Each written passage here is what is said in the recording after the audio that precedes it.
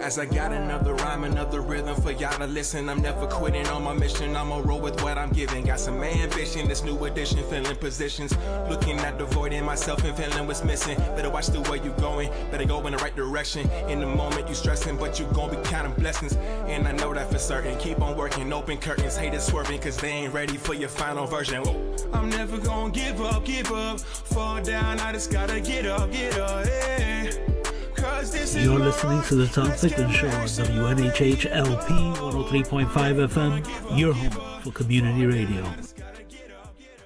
Let's kick off, and thanks for hanging in there. I had some blips on the screen in terms of signing in. Yeah. But what did we do before Alexander Graham Bell, right? I guess we used the talking drums. It always fascinates me how, looking at communication history, how did people communicate over the centuries? Yeah. And still write a Bible or write an Old Testament, New Testament, still pass along the message, still David Walker's appeal, sending stuff on the trains and the boats and the newspapers. Let's kick off. Earl Bloodworth might join us. Earl attended the Yale Innovation Summit last week. Okay. And I asked him to perhaps share some anecdotes from his standpoint. I'm not sure if he attended both days or just one day, but and then thinking about your recent posts and your recent travels to the Caribbean and Carolina and who knows where else, that Right. have to look at your FBI file to really determine where you go or whether you got an ankle bracelet on. You talked about some fascinating things recently about people's economic choice from a location and casting down their buckets where they should be, if I can use that phrase. Yeah. So we can jump in there, or we could just talk about your Caribbean proposal, your presentation, or just where you are with life at the moment. I guess before I let you go, Dr. Fred, before I end my soliloquy, I guess I want to share on a personal standpoint, you're one of the few people that I know that have worn those 5-finger shoes. Oh. And yeah, I still have a couple of pairs of them and still wear them occasionally. And I have a few as well. So we share that bond about, I guess, idiosyncrasies or just exploring new ways of identifying with survival. But let's jump in. What's on your heart, mind, and soul today? And as I say, Earl Bloodworth might be joining us. Well, first of all, thank you, Tom, for having me on the program today. There's a lot on my mind, and most recently, I did a post yesterday, in fact, after I read a piece in NPR on an appeals court ruling down in Georgia that ruled against the Fearless Fund, which is an organization of Black women for Black women entrepreneurs. And these were Black women who saw the problem. This touches on our issue of Black business. Saw one of the main problems facing Black businesses is lack of access to capital. And so this organization, the Fearless Fund, was organized to assist Black women entrepreneurs by providing them grants so that they could get started, basically. It's usually those first dollars that are the hardest to come by, because those are the riskiest dollars. And I'll talk a little bit about Jamaica and my business ventures down in Jamaica as well, and their connection to the United States. But this is not just a U.S. problem. This is a problem for Africans all over the continent, all over the world, in terms of getting the capital they need to start their businesses. But in this case in Georgia, this appeals court was basically hearing a case brought against the Fearless Fund by the same guy. His name is Edward Bloom, who started the organization about fairness for students. I forgot the acronym, but they're the group that sued Harvard and the University of North Carolina successfully to get Harvard and the University of North Carolina to change their admissions programs. That's right. And that cascaded across all of American universities who are still in the process of reevaluating their commitments to diversity on campus, diversity of students, diversity of faculty, diversity of staff. And this has had a chilling effect on universities. And I wrote back in August of last year, after that Harvard case, that this guy, Ed Bloom, and his groups that are well funded by essentially racist money that have on their primary agenda and primary motive is to do as much damage as they can to Black folk. Yes. And that's the bottom line. They just are hurting Black folk. That's what their mission is. And so he turned his attention to this Fearless Fund, and 2 out of the 3 judges agreed with him. Yes. That the Fearless Fund, by trying to help Black women entrepreneurs, was discriminating against Jews, whites, and Asians. Yes. So, give me a break. What is this all about? This is all about, again, there are folks who want to do harm and damage to Black folks regardless of where they are or what they're doing. I hope that this case is not done, but let's face the reality of what we're looking at. So this is an appeals court that ruled. The next step would be a Supreme Court. Mm-hmm. Do we have any hope of a case being adjudicated in the favor of Black people in this Supreme Court? I don't think so. So, my piece was that my article yesterday basically said that we have to think about different tactics and strategies now. We've been under attack by these groups for literally for decades, ever since the Civil Rights Bill was passed. Mm-hmm. So, my piece basically says that we should go after some of these groups, their groups, Jewish groups, Asian groups, white American ethnic groups. And there are dozens of them, a lot more than there are groups in the Black community whose mission is to help members of their community. Yes. Exclusively. And if there's any hint of public dollars, and even if there aren't any hints of public dollars, we should go after them and say they're discriminating. And we got to fight fire with fire. What's good for the goose is good for the gander. And I think it's not to be vengeful, but it's to change the narrative and get people to stop attacking our institutions and our people. Mm-hmm. Because we can't just sit around and say, "Oh, that's terrible. We can't, you shouldn't do that." You gotta fight back. And that's where I think we are in this country. We have to, learn from our ancestors that we don't have to take this. And so that's one of the things that's really troubling me, because that's at the intersection of politics, race, and business.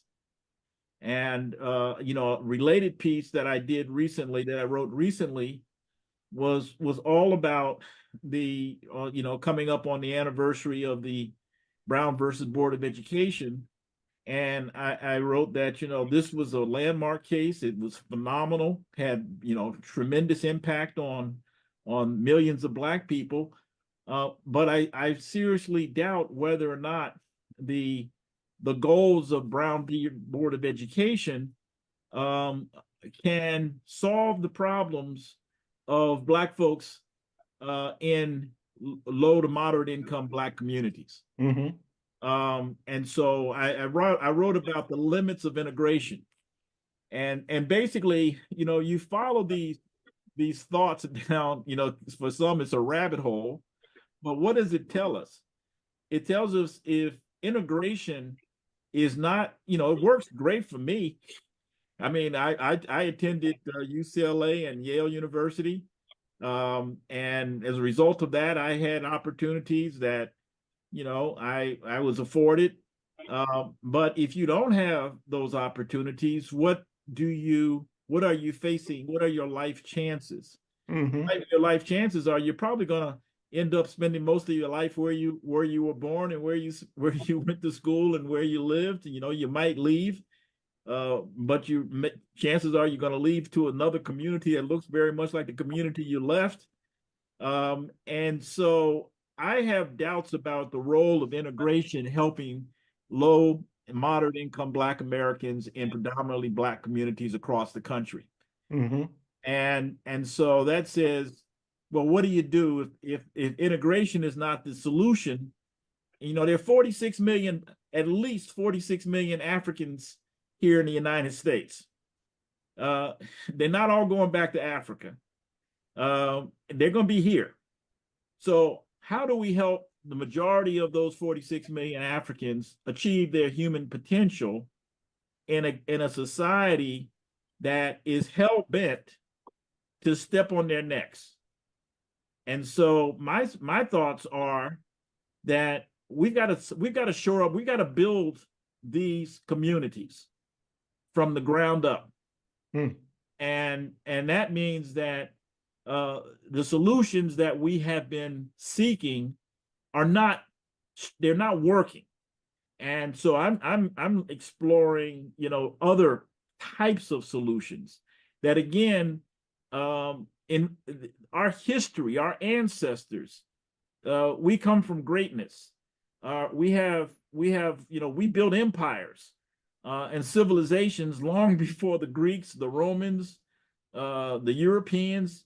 All of these people came after us. Mm-hmm. Well, how do we build those civilizations? How do we build those societies so that they were the dominant societies in the world? And I think there are some strong lessons here, and we can use them. It's not just history, it's living history. And so some of those lessons tell us that we got to get organized. And we have to organize our communities around the interest of our communities. And it's not easy, but that's where leadership comes. We gotta tell a different story. We gotta take control of our communities. And so that really speaks to, well, who's living in our communities. And we've got to make the commitment to our communities and to ourselves. You made a suggestion about some folks pulling up stakes in one place and moving to another zip code. Perhaps share a little bit about that. Sure, absolutely. I mean, so if you look at sort of the trajectory of America and Africans in America since Brown versus Board of Education and all of its implications, and I'm part of that. You get access to education, you get a good job, you start a family. You may start in the community where you live. I mean, when I came to New Haven, I was living over in right off of in the Hill section, and so that's because of what I could afford. I had $300 a month in income when I was at, and that was it. And so I had to find a place, and my rent costs $170. That's not going to put me up in what they call high cotton. And so, you can afford what you can afford. But when you get that job, when you start establishing stakes, what do? You move out of those communities. And this is the reality. I'm not sugarcoating it. I live in a white community right now, predominantly white community. Those were the options for my families and my children's education. That's what I was looking at. But what I'm saying is, and I don't have a lot of regrets of the decisions that I made in my life, but I think if I would have to do it all over again, what would I like to have done? I would have liked to have moved into stayed in our Black community, not moved into it, stayed in that community, helped develop that community, help recruit other successful Blacks with resources to stay in these communities. And now we're talking about really we use the term gentrification almost as a pejorative. But I think what I'm talking about is Black gentrification of Black communities. And in fact, there's some history here as well. As you know, if you look at pre Brown v. Board of Education, you had countless Black communities in this country that were economically diverse. And what we have now is we don't have that economic diversity within Black communities. And so what I'm arguing for is some economic diversity, a return to some economic diversity in these communities. Because what happens if you don't have economic diversity? You don't have Black business. You don't have successful Black business. Business needs customers. Customers need income. Income needs either jobs or business. So there's a cycle here. And when you extract the folks with resources out of those communities because they make other choices, what you've done is you've left a low-income community to essentially fend for itself. And it's almost impossible for those types of communities to develop in the ways that make sense. And it's real. So if you go to a lot of Black communities around this country, it's hard to find plumbers, electricians, Black folks that are doing this. Construction companies. Yeah, we have them. We have a few, but we don't have enough of them. And we don't have the ones that are of scale. And I was looking at some numbers just recently. And I was looking at all the plumbers, like take any, and I just randomly picked plumbers. If you look at, plumbers in America, there are, thousands of plumbers in America, licensed plumbers. But if you look at a large numbers of Black communities around the country, we don't have our share of Black plumbers. We don't have our share of Black electricians. We don't have our share of a whole bunch of other trades and professions. And it's because, these communities are not organized. So what if you had a community like New Haven, and I did the numbers, and it was like if you have a community of 15,000 people, that community, based on national numbers, should be able to adequately support 20 plumbers. Okay.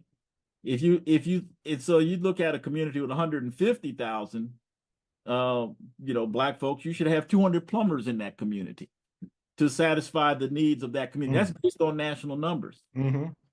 Well, if we don't have enough plumbers in New Haven and our communities, why can't the community leadership come together and say, hey, look, we got these trade schools and they're putting out all these people. Where are they? What happens to them? Let's train, the plumbers that we need for this community, and let's support them. So if we need some plumbing services, these are the folks that we're going to. And if we need, same thing with electrical services, the same thing with all the other services that we need. That's how you systematically start to build businesses. Right now, we rely on other folks to take care of us. That's not a sustainable, desirable solution to our problems. Dr. Fred, I've asked, I see Arden Santana is with us, and Arden, good afternoon. Good afternoon, everyone. I believe Earl Budworth is here with us as well. And I asked Earl and Arden to attend us, a kind of segue in terms of what you had positioned in terms of the historical background and the current dilemma. But Arden and Earl attended the Yale Innovation Summit last week at the School of Management.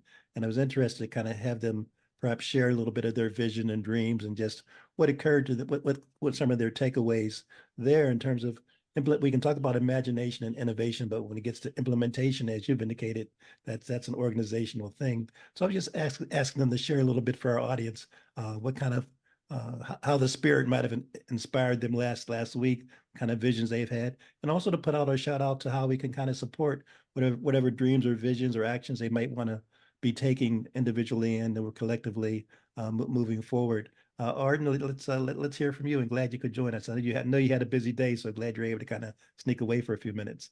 Thank you. I have my partner too, Hafiza Teray. I said, come in if you can. I don't know where I'll be able to fit in, so she may pop in case we have to, sort of share Excellent. responsibility. More the merrier. So jumped in listening to Fred, and from what I could hear, great segue, Tom, because those are the things I'm thinking about as I'm listening to him.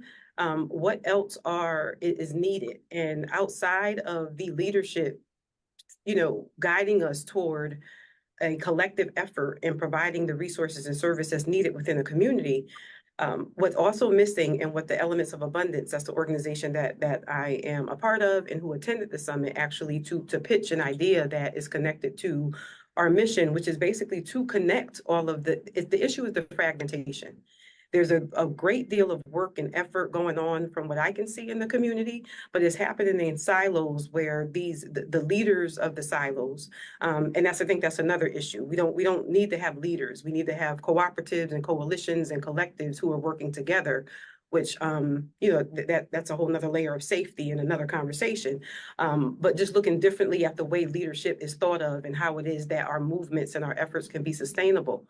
So what's happening is all the work and effort happening in silos where the organizational leaders are not communicating together and collaborating enough about what is being done. So we're not seeing the impact of it. So the way that the summit motivated me was a couple of things, particularly it was just in the way of AI.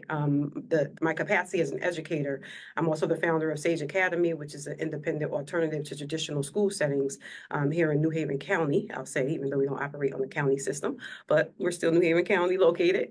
So in that regard, it was the ethics and usability in education and AI where most of my inspiration came from.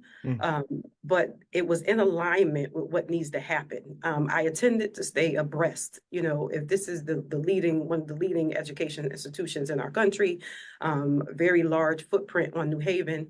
So if nothing else, it was there to be able to stay in tune with, what is innovative in these spaces and who's leading the innovation.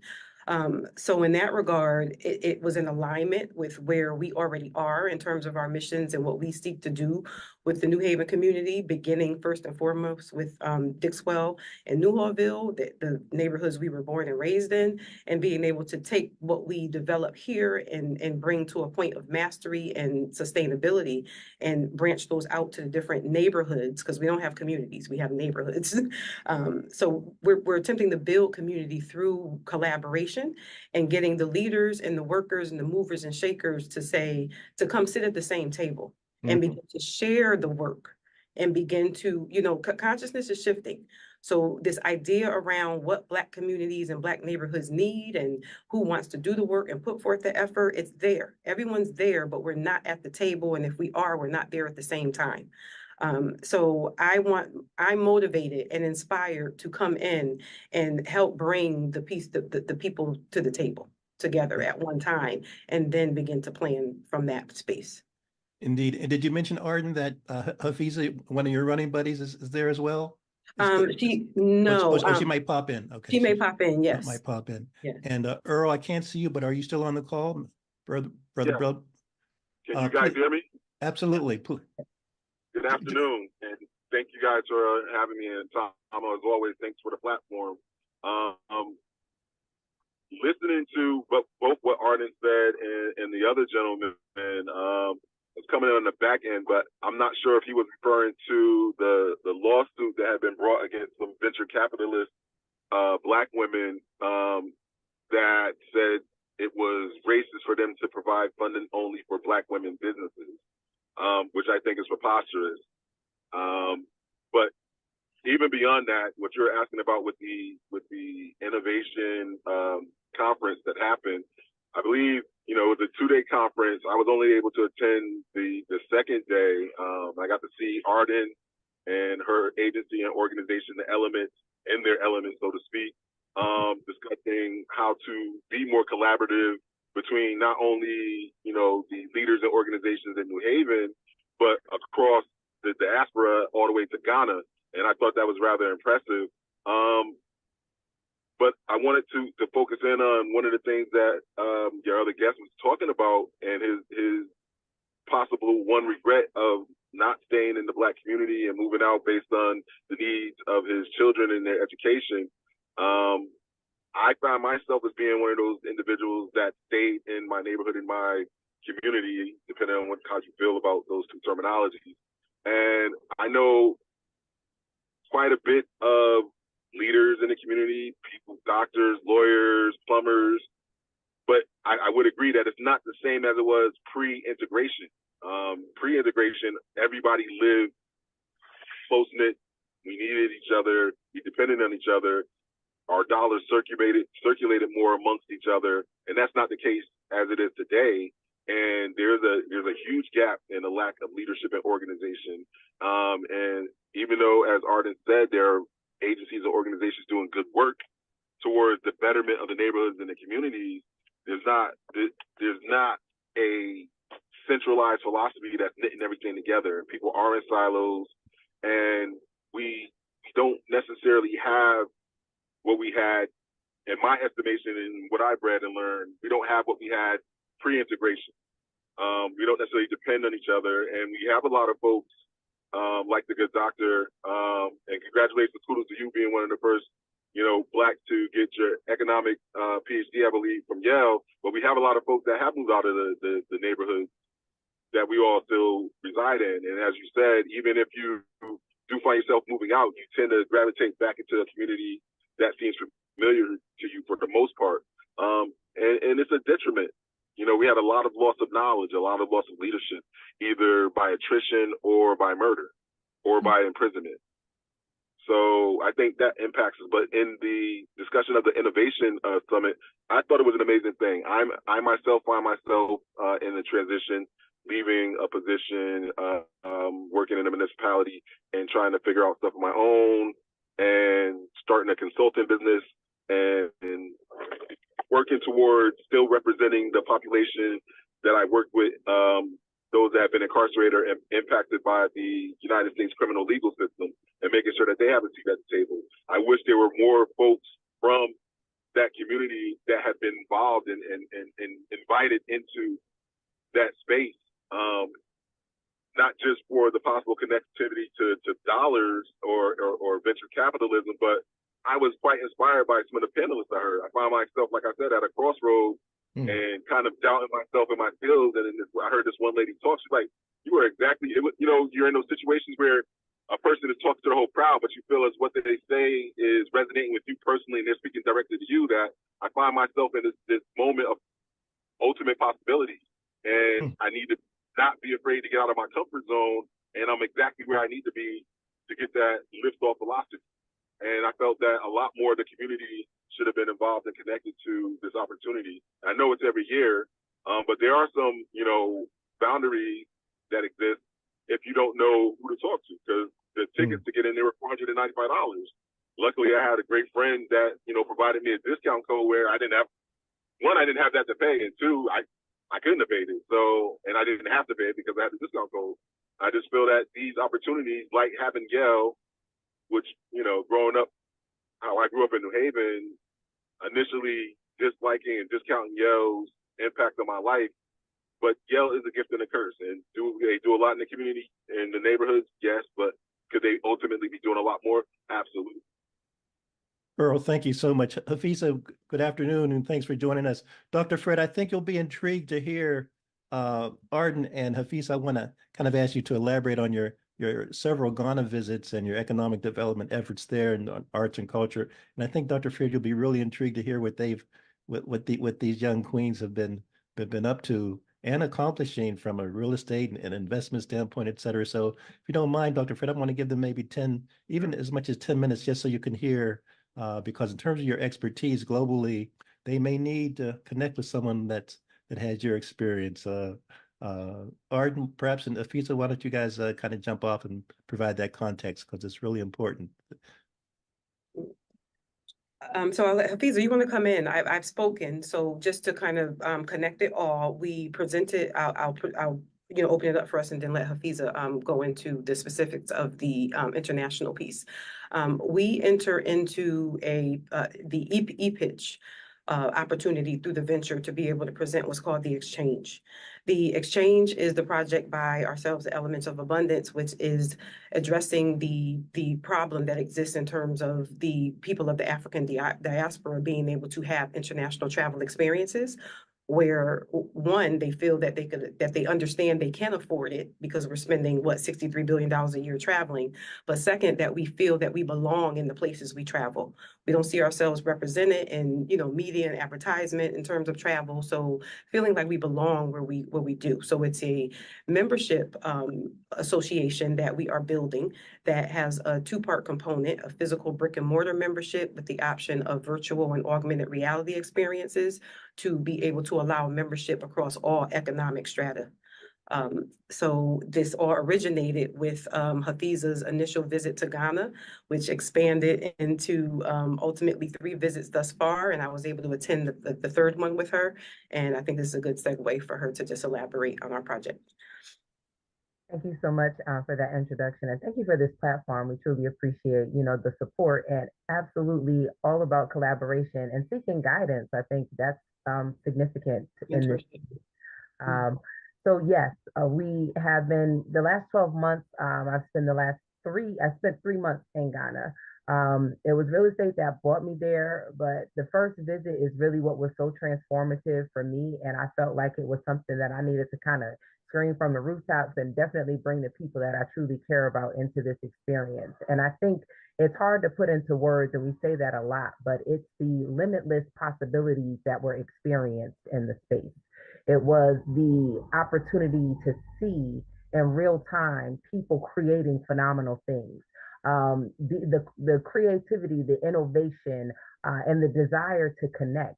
It was definitely the feeling of being welcomed and not tolerated. And people were hungry to understand and know what it is we're doing, what's going on over here. What is life like? Just even, not even from a economic development standpoint, but just on a day-to-day basis. But also there were so many opportunities to collaborate and grow together, natural resources, human capital, all of those things that I saw were just vast and available and at a level and a caliber that was like so beneficial to the things that we needed and were doing here.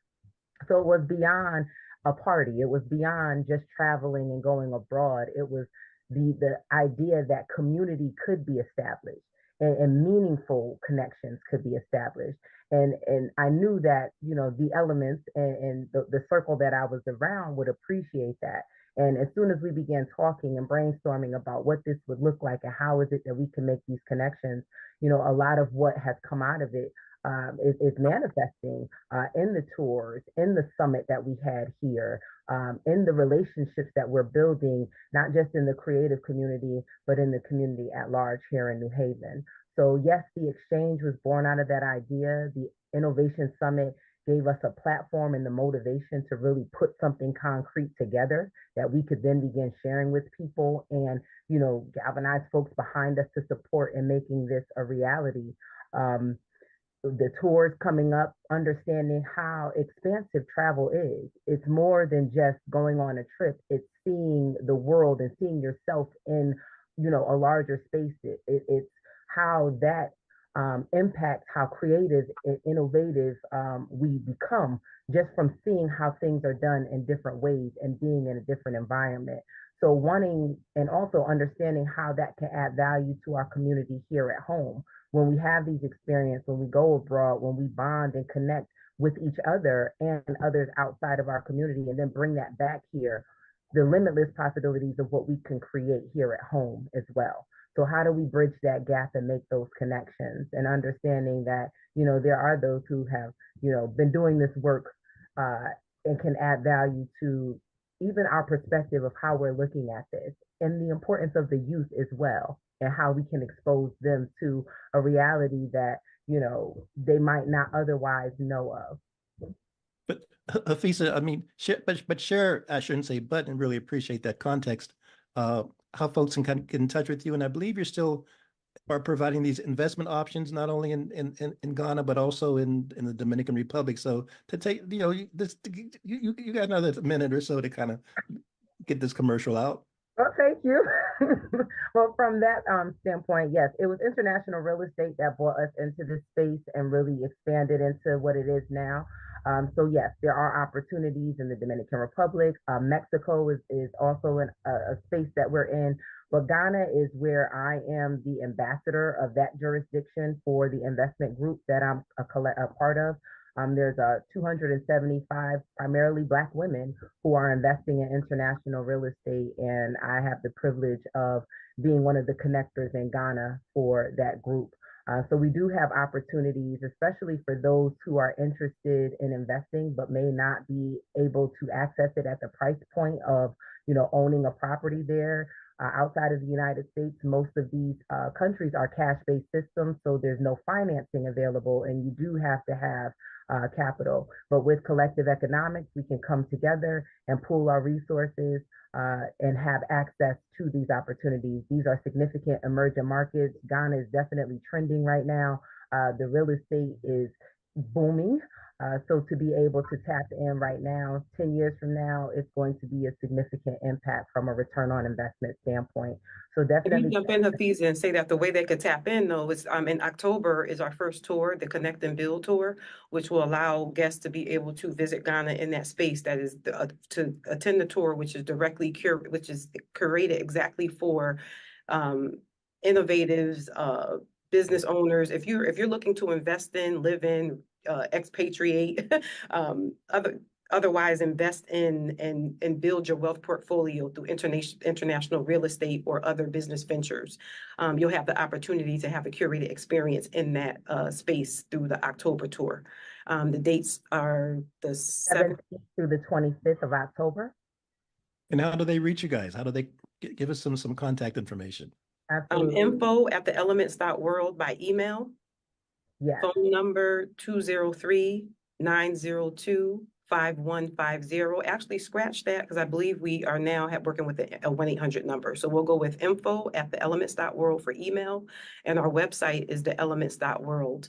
And we will definitely send an email to express your interest or just opt in for information through the website, which is theelements.world. We're we're finishing up the final touches of all the details for the tour so people can have that information when they access the website or otherwise get a link from us that will have details of all available tours, the dates, your lodging options, and so on and so forth. Absolutely. And Dr. Fred, just before I come back to you, Arden, I want you to share a little bit for Dr. Fred about the SAGE Academy as well, because I know Dr. Fred will want to comment on the international exposure, the boots on the ground, but also the education, the importance of education, and the mind is a terrible thing to waste. Absolutely. And really quickly, before I get into that, Dr. Fred, I just want to respond to something Earl mentioned about not having a centralized, I think, framework within to do the work that we're speaking of in terms of cooperative economics and collective effort. And I just want to mention that the summit that our nonprofit hosted, Communities for Generations Incorporated, recently on September 13th, or April 13th. That was for the purpose of actually introducing a plan, a framework in which the communities can work within that could be this blueprint or this centralized location. So I would love to love to be able to meet with you outside of this call to be able to just elaborate on that. That's part of what we want to insinuate into this space, that we have a framework to be able to do this work in. In terms of my school, I am a recovering public school teacher, originally having begun my career in Prince George's County, Maryland. And then I became a mom. And as a mom, it was, now I'm forced with the decision myself about where would I send my children to school. So my decision was to homeschool them, which I done for the majority of their school career. They're only in 6th grade at this point. But for the majority of the time, I homeschooled them with the exception of 2 years where I did opt to send them to private school. And in the midst of prior to the schooling, I opened a daycare because that allowed me to continue to be a mom and contribute economically to my household and maintain some of my own independence in that regard. And what that evolved into was me still continuing to homeschool my children after I relocated to Philadelphia.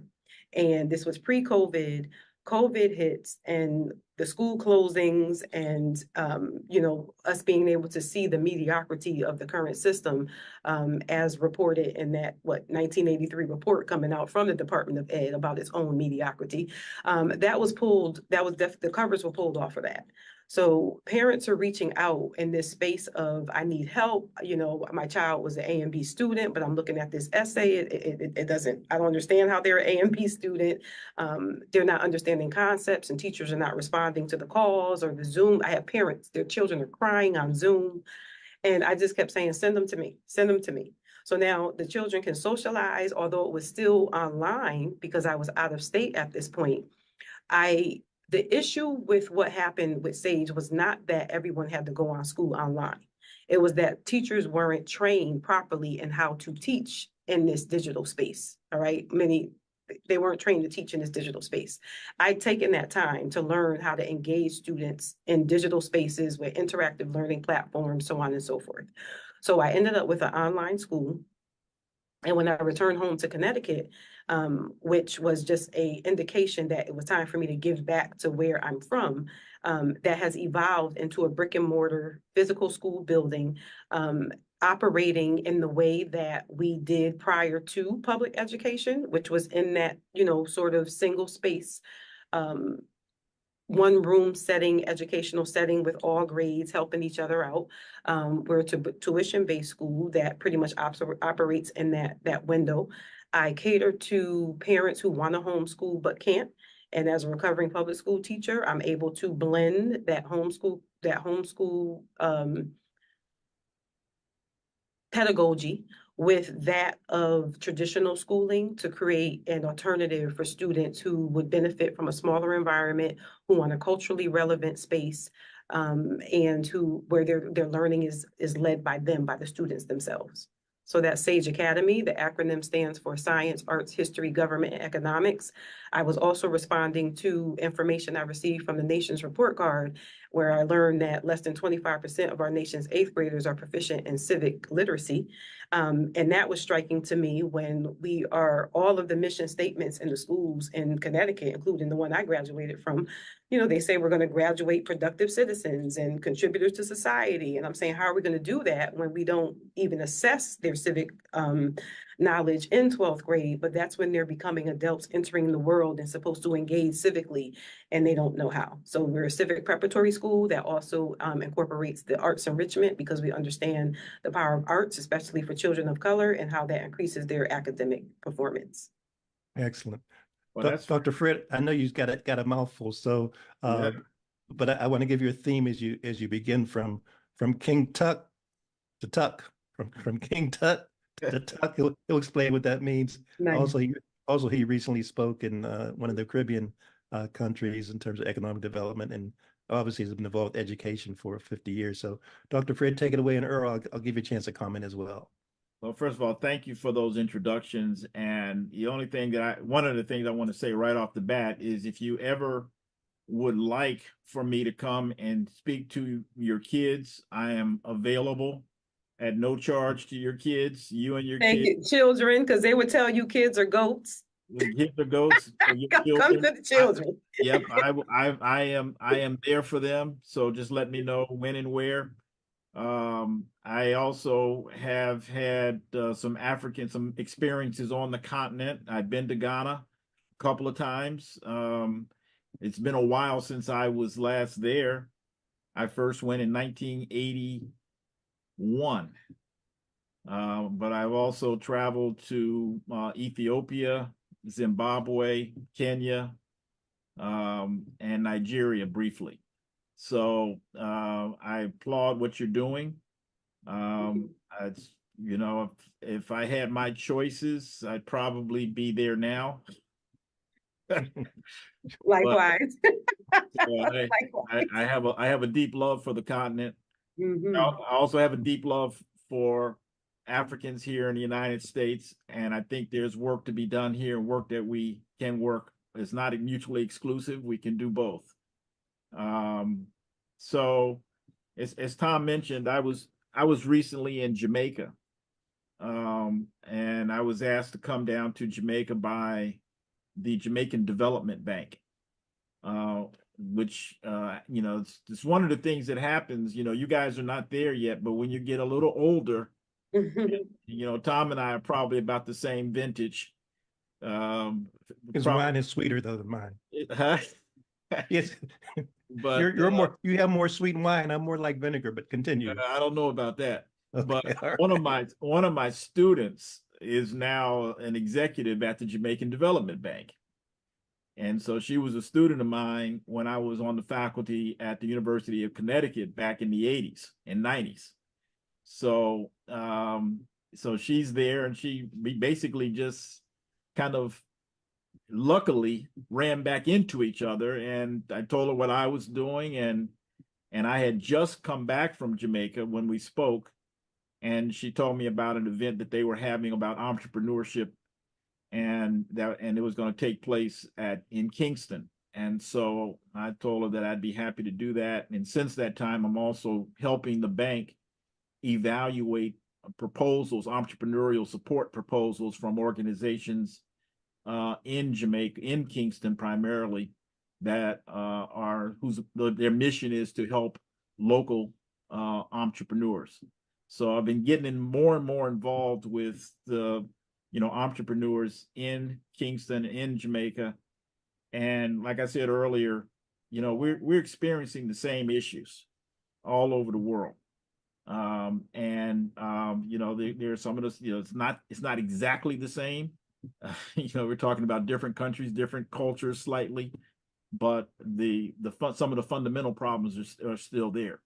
So I have an interest. I owned a company starting in 19 when was that? Probably 79, 80. We started a coffee company in New Haven. So I had a company called Jamaican Gourmet Coffee. The company still exists. I'm not involved with it, but the owner is a close friend of mine. He was actually at my house on Sunday. So we still are in touch. He still is doing coffee, and I've been down there several times to visit with him. And on one of my recent visits to his place, he introduced me to an entrepreneur, a Rastafarian, who is trying to get a natural juice company off the ground in Jamaica. And so I thought it was interesting. I thought he was a type of entrepreneur that I would want to help. And so I've begun helping him really get his ducks in a row so that eventually he can sell, you know, first to customers, clients, both individual consumers and companies in Jamaica. And so one of the things that I shared with my former student at the Jamaican Development Bank is some of the things you guys are talking about, which is really the lack of connections. And business is about connections. And so, you know, I spent 15 years as president of the Greater New England Minority Supplier Development Council, which was an organization that connects large corporations to, quote, minority owned and certified businesses. Well, I still know a lot of those companies and a lot of the people who work in those companies. So just today, for instance, I had a conversation with a contact friend of mine who is a supplier diversity person at Hilton. And so what I'm trying to get her to do is say, hey, look, I want to come back to Jamaica with a group of Black businesses in the United States who, everything is relative, from a Jamaican perspective, are wealthy. I mean, if you got $25,000 in the bank here in this country, that's not a lot of money, but that's a lot of money in Jamaica. And so, you know, I'm not saying you put all your money in Jamaica, just like you're saying not put all your money in Ghana.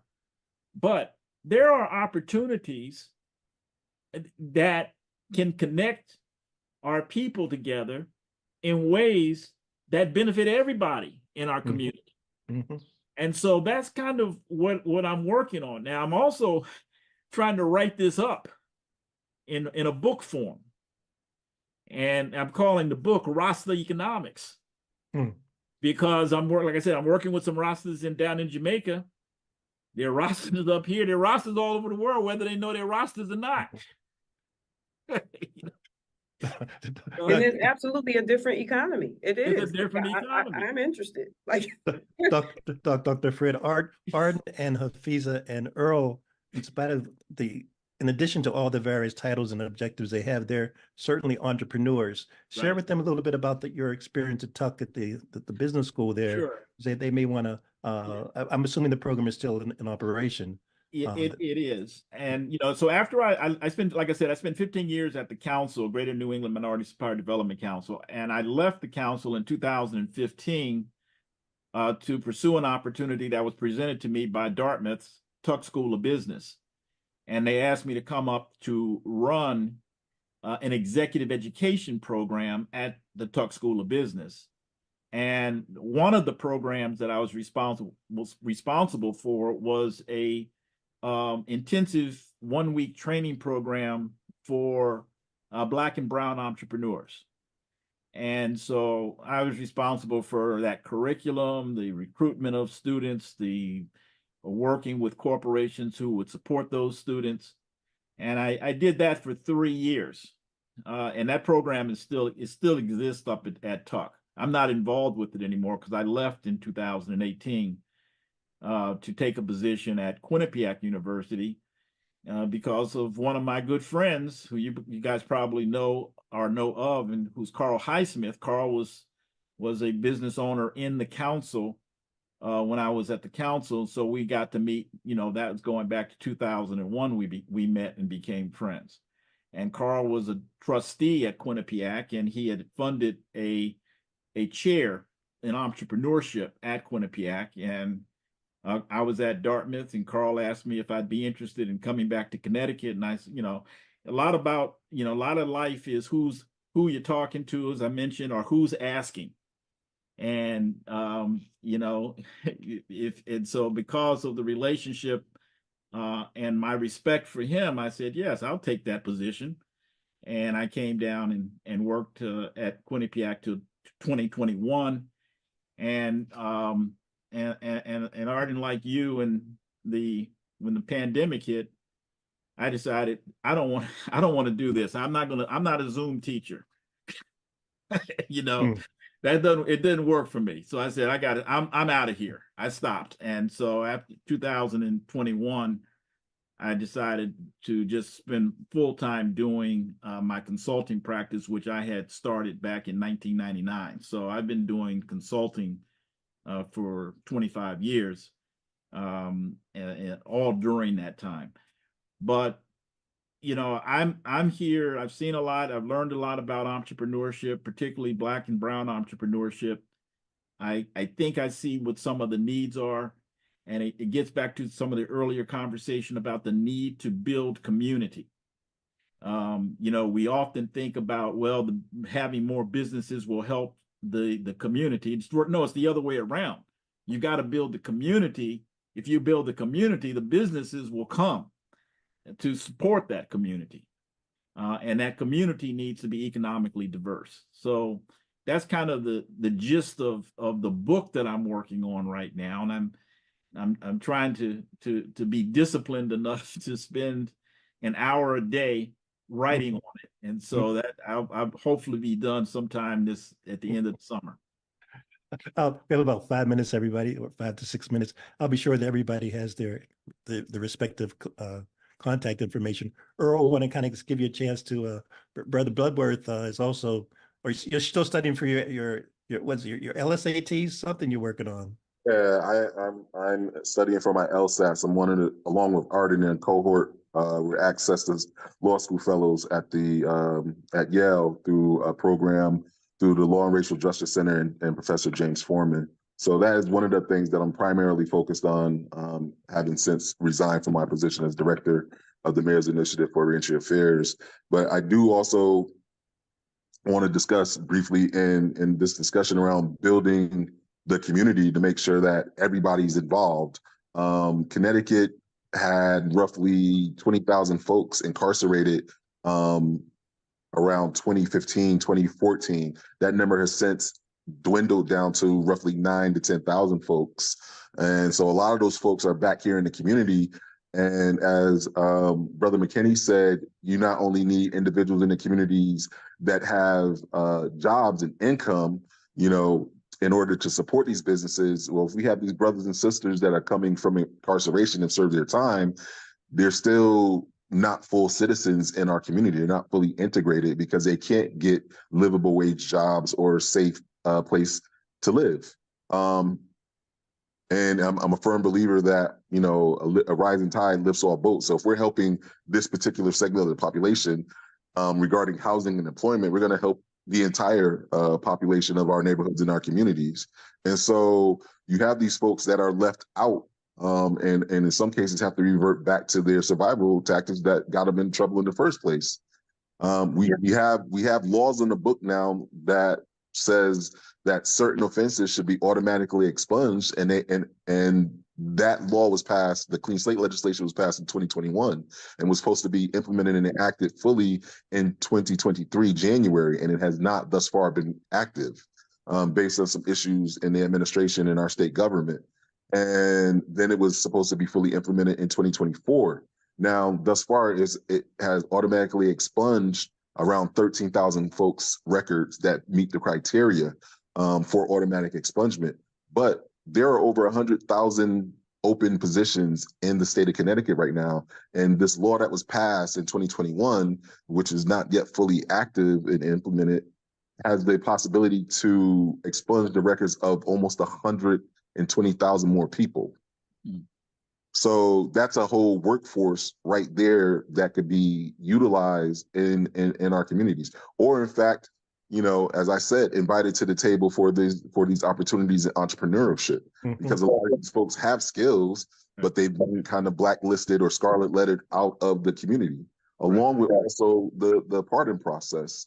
There's going to be a Connecticut Pardons Day taking place on June 18th during the week of Juneteenth, where they're going providing 6 simultaneous workshops and clinics throughout the state from 12 to 3, where the workshop portion will be helping people understand what a full pardon is if you're not eligible for the clean slate legislation, and then also starting folks on their process and journey for seeking a full pardon, which can take anywhere from 6 to 8 months.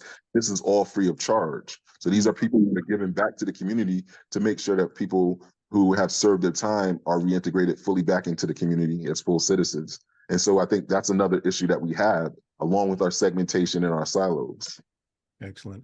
Excellent. Let me give everybody one closing minute. And I'm sure you've heard these two phrases of Afro-pessimism versus Afro-futurism, and relate to that because Dr. Fred was not using those terms when he first spoke, but there is this, how do we keep Sankofa centered and not get not dwell in eternal despair. It is not a daily challenge. It's a minute by minute challenge, quite frankly.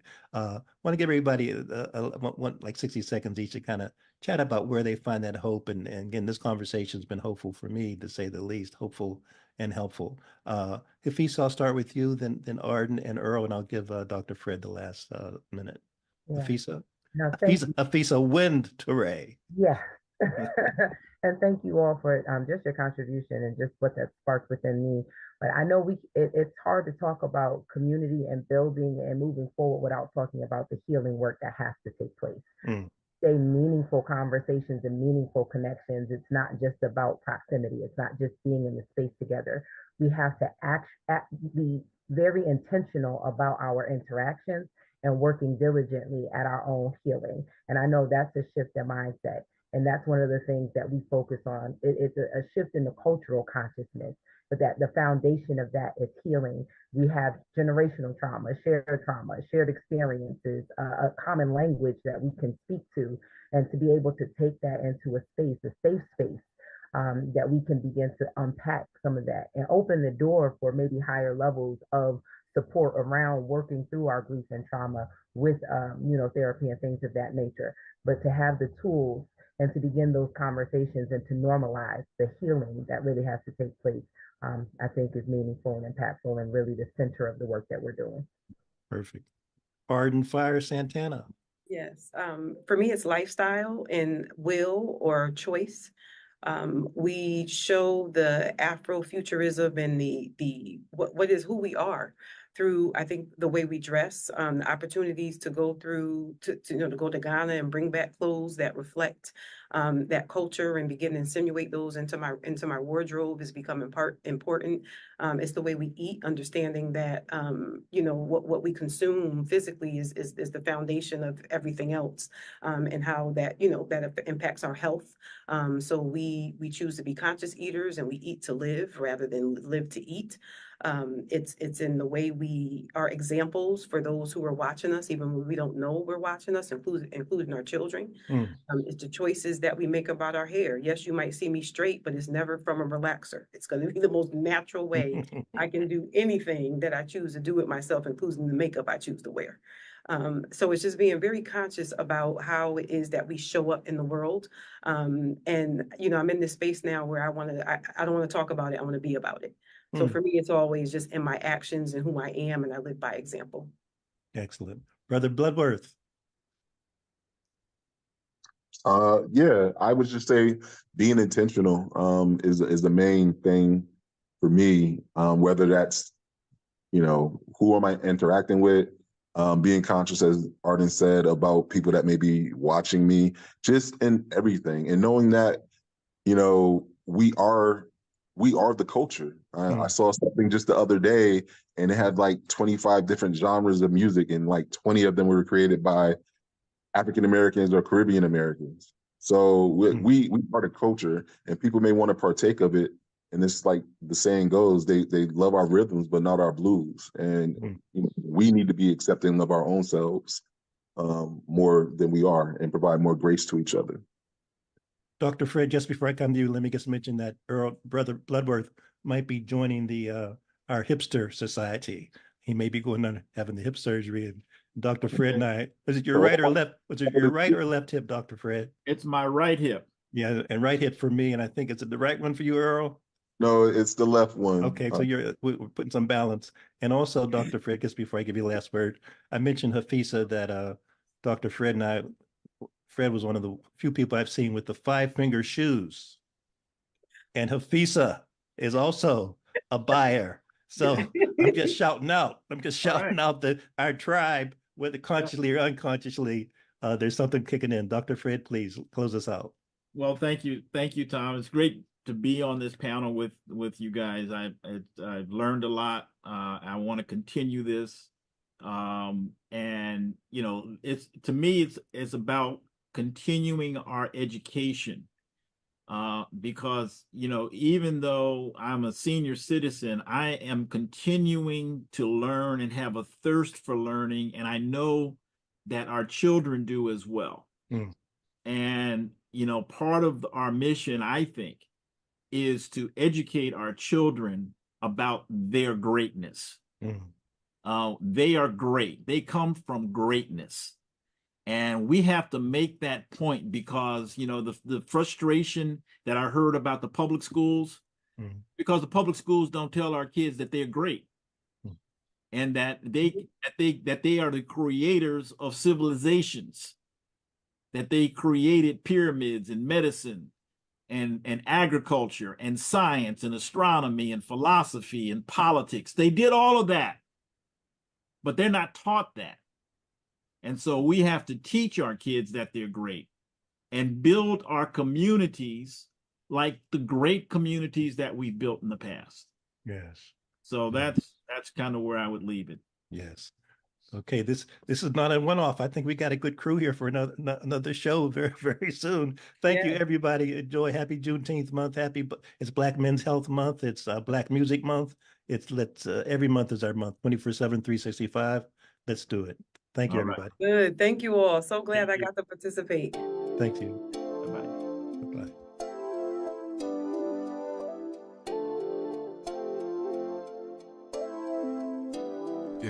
As I got another rhyme, another rhythm for y'all to listen. I'm never quitting on my mission. I'ma roll with what I'm giving. Got some ambition, this new edition, filling positions. Looking at the void in myself and feeling what's missing. Better watch the way you going, better go in the right direction. In the moment you stressing, but you gon' be counting blessings. And I know that for certain. Keep on working, open curtains, haters swerving, cause they ain't ready for your final version. Whoa. I'm never gonna give up, fall down, I just gotta get up, yeah. You're listening to the Tom Ficklin Show on WNHH LP 103.5 FM, your home for community radio.